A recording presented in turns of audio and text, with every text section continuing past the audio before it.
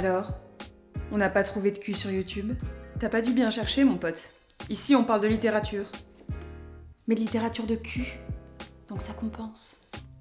Et puis pourquoi tu cherches du cul d'ailleurs? Dans le porno, par exemple, qu'est-ce qui te plaît dans le porno? Les décors?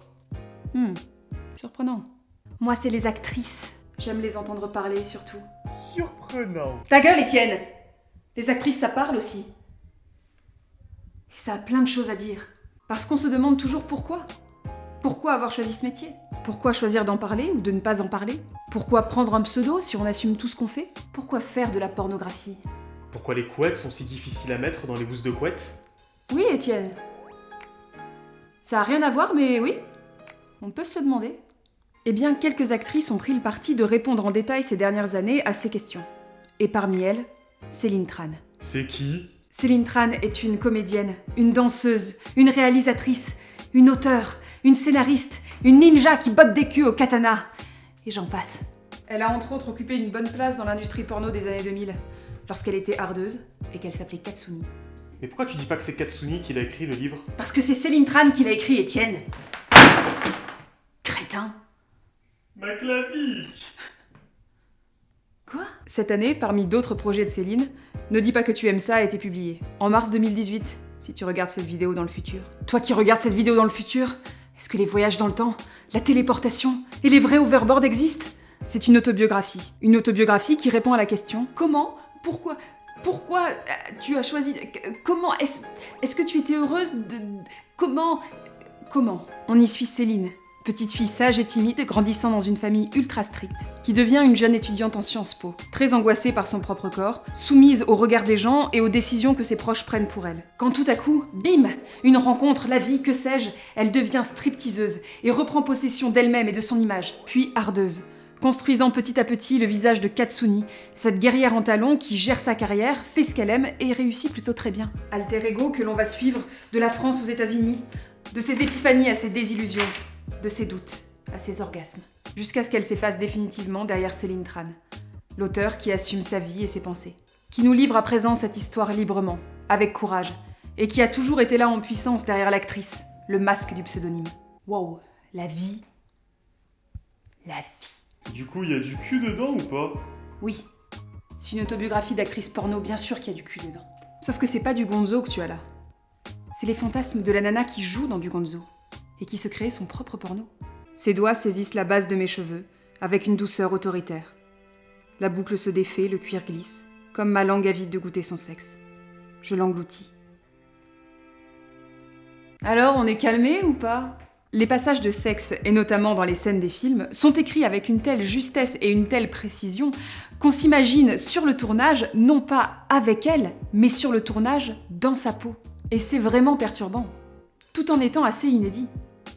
Et chouette. Et je pense que ce genre de récit-là, ce n'est possible que si l'écrivain aime vraiment les choses dont elle parle.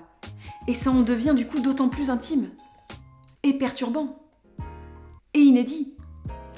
Et chouette. Un peu comme quand Cyril Lignac te regarde dans les yeux avec la bouche pleine de gâteaux et te dit avec passion « Là c'est bon. Là il y a du croquant, il y a du fondant. Là c'est beau là. » Mais c'est pas ça qui est important. Ce qui est important, et même beau, voilà, je le dis, c'est que c'est une prise de position sur la façon dont une femme peut assumer sa sexualité, ses envies, son corps, son métier. L'écriture est poétique et crue tout à la fois. Et drôle aussi. Et on voit ici le parcours d'une femme qui choisit le métier d'actrice porno. Parce qu'elle est curieuse, parce qu'elle en a envie, parce qu'elle aime ça. Alors attention. Ça ne veut pas dire qu'il n'y a pas de dérive dans ce milieu, qu'il n'y a pas d'histoire glauque et insupportable, et qu'il ne faut pas un minimum de contrôle et de réforme sur plein de choses dans cette industrie. Ne me faites pas dire ce que j'ai pas dit. Rabat-joie. Mais c'est aussi très important d'avoir le témoignage de cette femme qui change diamétralement du cliché de la jeune fille perdue, mal conseillée, détruite par la vie et précipitée sur la pente fatale de la pornographie. Ici, c'est le récit d'une nana qu'on croise tous les jours, de ta sœur, de ta pote, de ta voisine, qui est devenue pornstar parce que l'occasion s'est présentée, mais aussi parce qu'elle l'a voulu, en gros. Ma sœur, elle est pas pornstar. C'est une image, Étienne! Les cons! En plus, bien loin d'édulcorer l'industrie, ce livre a l'intelligence de nous montrer les aspects beaucoup moins cool de cette carrière, tout en ne diabolisant pas la pornographie. Du coup, c'est féministe ou pas? Arrête avec cette question, Étienne! Je n'ai pas de réponse toute faite à ça. Katsuni se définit plus comme une humaniste que comme une féministe. Mais le fait est que la prise de position sur la liberté d'une femme à être ce qu'elle veut, à faire ce qu'elle veut de son corps et à assumer ce qu'elle est, c'est plutôt féministe, oui. Après, c'est sûrement humaniste aussi dans la définition qu'elle en a. Alors, je sais que je vais pas me faire que des amis en disant ça, parce qu'on est toutes très divisées sur le sujet, ce qui est tout à fait compréhensible, mais je reste assez convaincue qu'une pornographie féministe est possible. Tu prends des risques, non? Pas du tout. Je suis plutôt admirative devant Erika Lust ou Ovidie, par exemple, qui ont fait et font encore des films dans lesquels hommes et femmes sont bien traités, bien filmés. Genre des femmes qui donnent du sens à la pornographie. Wow. Et au-delà de ça, je suis aussi plutôt contente quand des actrices, qu'on a connues dans des productions plus mainstream, prennent la parole pour en montrer leur vision à elles. Parce qu'un livre comme celui-là fait voir les choses différemment du point de vue de plein de pratiques. Par exemple, le gangbang, considéré souvent comme étant très avilissant pour la femme, eh bien, la principale intéressée en dit « Un gangbang est une célébration du plaisir. Le mien avant tout. Moi, je me sers. Eux, ils n'ont d'autre choix que de me partager. Et le gonzo ? Comment aurais-je donné libre cours à ma spontanéité dans tous les films tournés en Europe, où tout est mesuré, chronométré, contrôlé ? Jouir y est presque accidentel, le plaisir optionnel. Avec le gonzo, le porno sans scénario, je découvre un porno viscéral, instinctif, immédiat. Et l'éjaculation faciale ? Avaler, c'est un peu comme embrasser. C'est un plaisir que de voir s'écouler la jouissance d'un homme. C'est un trophée.